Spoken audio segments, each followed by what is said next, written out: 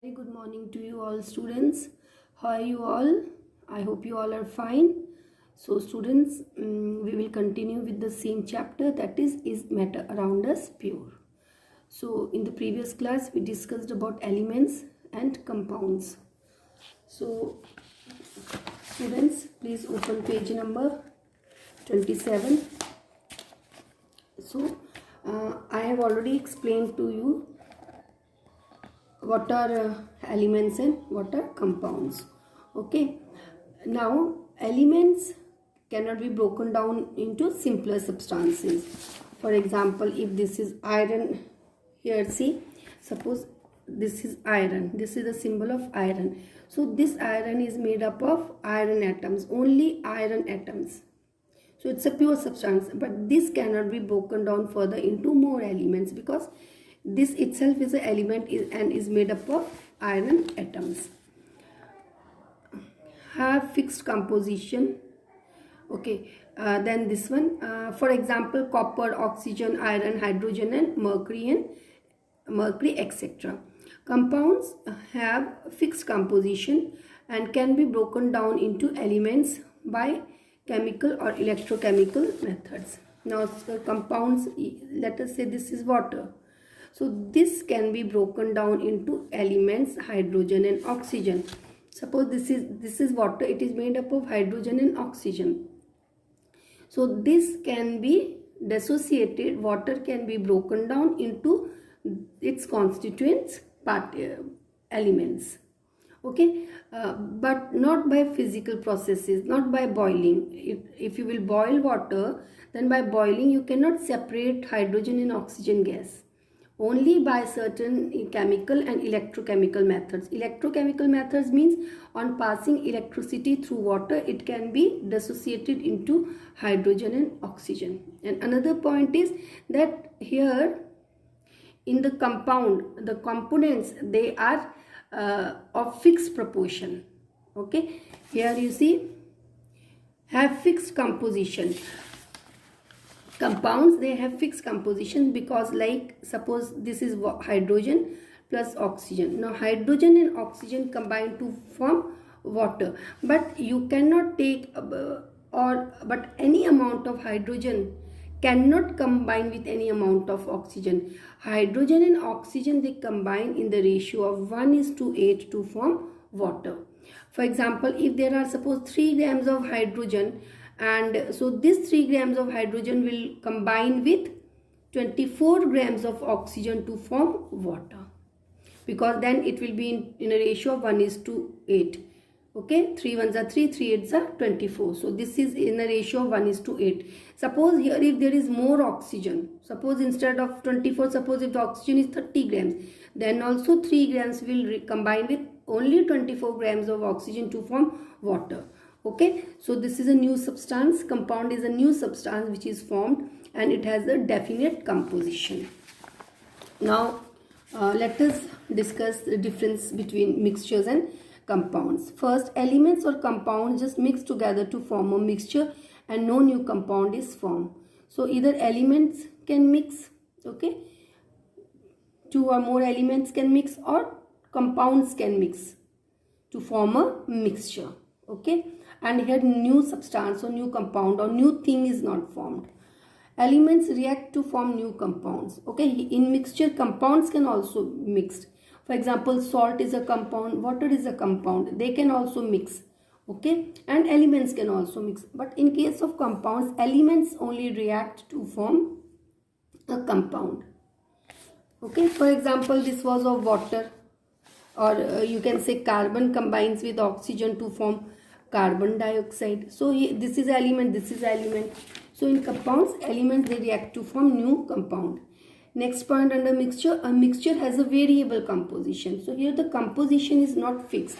For example, you take the case of, suppose let us say this is salt which is added in water. So what you will get? You will get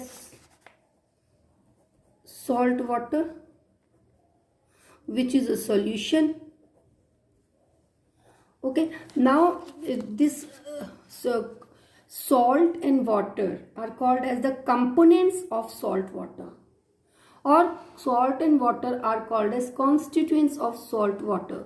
Now here any amount of salt can mix with any amount of water and form salt water. Okay, but in case of compounds it is not like this. Okay, any again you take the case of hydrogen plus oxygen, it forms water. So here any amount of hydrogen cannot combine with any amount of oxygen to form water. Okay, so here the composition is fixed, they combine in the ratio of 1:8. Okay, so it means that. Next point under mixture. Mixture shows the properties of the constituent substances. Under compounds, the new substance has totally different properties. Yes. Now in case of salt water, this salt water, okay, here the components are salt and water. So this in salt water, the properties of the component is not lost. It remains same. Okay. So the properties of the components is retained. Whereas in compounds, these two, hydrogen is a gas, oxygen is a gas. Okay, hydrogen is a gas, oxygen is a gas. Oxygen supports burning. Okay, these two combine to form water, and water is liquid. So water is a new substance. Okay, oxygen supports burning, but water does not support. And water is a new substance. Here the state of water is liquid. Here the state of combining gases or the components of water, that is gas. So in compound, a new substance is formed, or compound is a new substance which is formed from the elements, and here the properties, it has totally different properties from its components, or you can say the properties of the component is not retained. Okay. Next point under mixtures. The constituents can be separated fairly easily by physical methods. The constituents can be separated only by chemical and electrochemical methods. So this we have discussed before also. If this is a mixture, salt plus water is salt water is a mixture. So here the salt and water can be separated by evaporation. Okay, this is a simple physical process. But in case of water, on simply boiling water, you cannot separate hydrogen and oxygen gas. They are separated only by certain chemical or electrochemical methods. Okay, so now students, please open page number 15.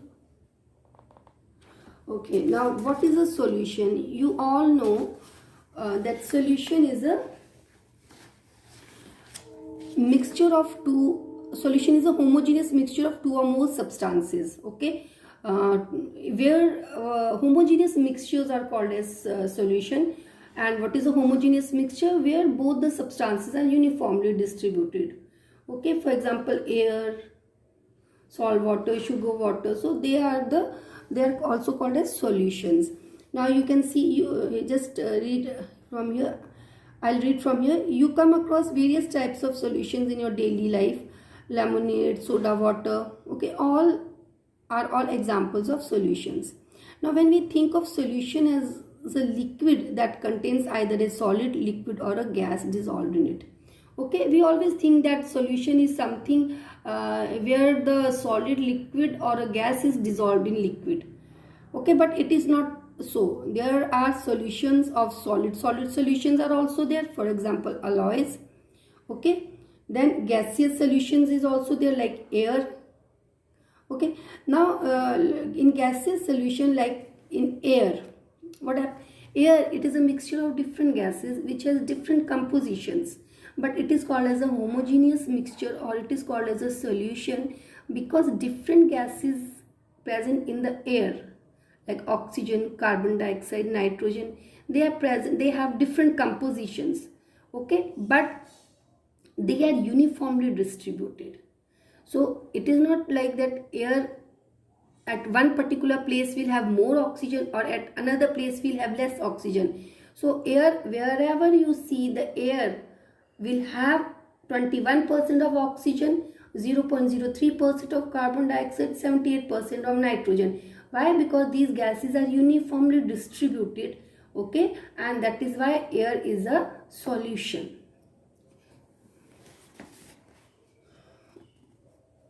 Now solid example of solid solution is alloy. What are alloys? Students, alloys are mixture of two or more metals or a metal and a non-metal.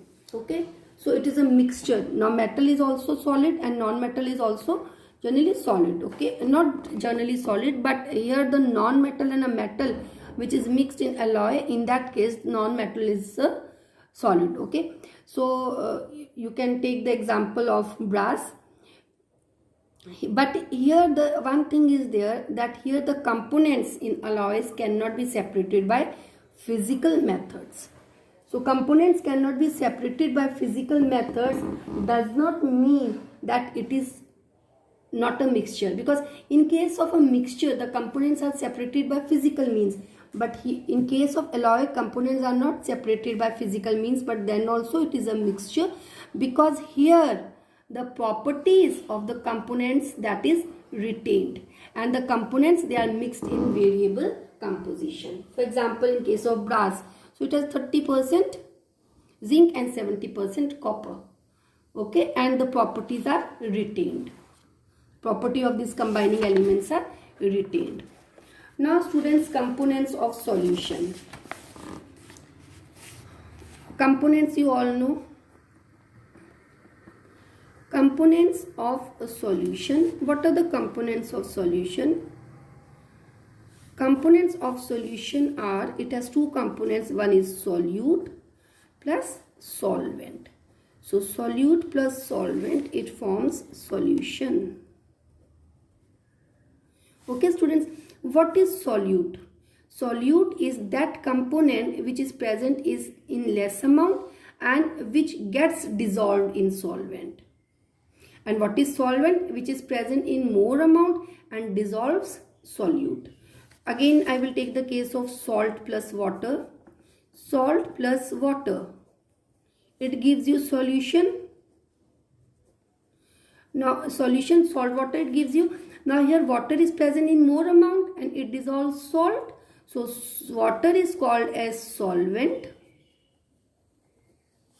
and salt is present in less amount and it gets dissolved in water. So it is called as solute. Generally you can say that the component which is present in more amount is solvent and the component which is present in less amount is solute. Okay, because in case of heterogeneous solution the components they do not mix or they are not dissolved. So that is why just remember, the component which is present in more amount is solvent and which is present in less amount is solute. Now we will discuss about some of the solutions.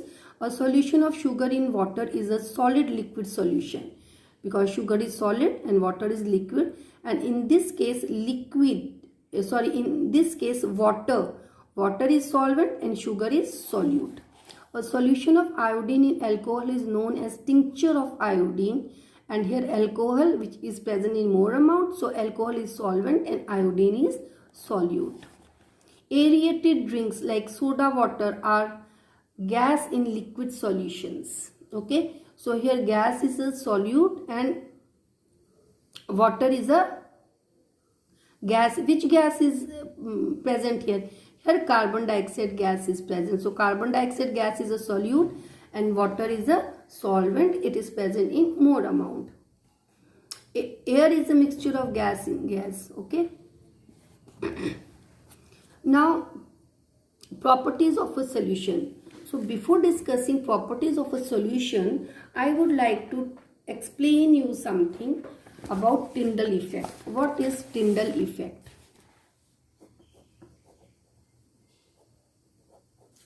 Tyndall effect. Let's just see this experiment.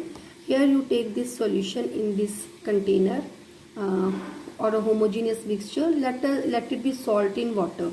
Now from this torch you pass beam of light and you see from the other side of the container. You will not be able to see the light in the solution. Okay. Now again you do one thing. In this container you take a heterogeneous mixture. Let us say you take sand in water.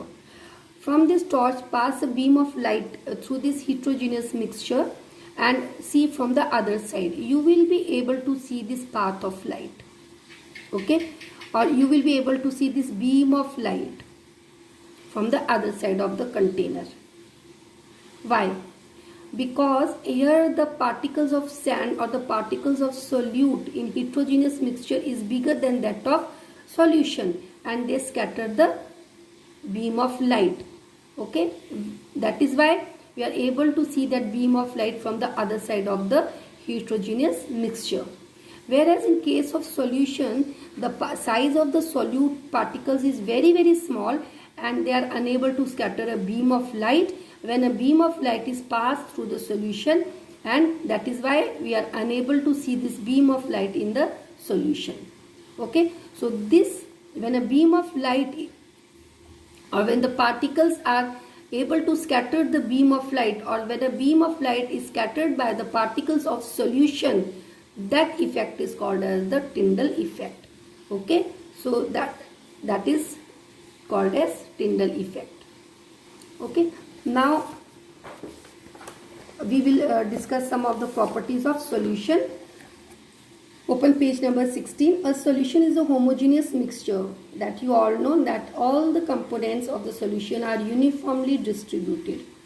Next point, the particles of solution are smaller than 1 nanometer in diameter, so they cannot be seen with the naked eye. So in the solution, the particles of solute are very small and that cannot be seen with the naked eye.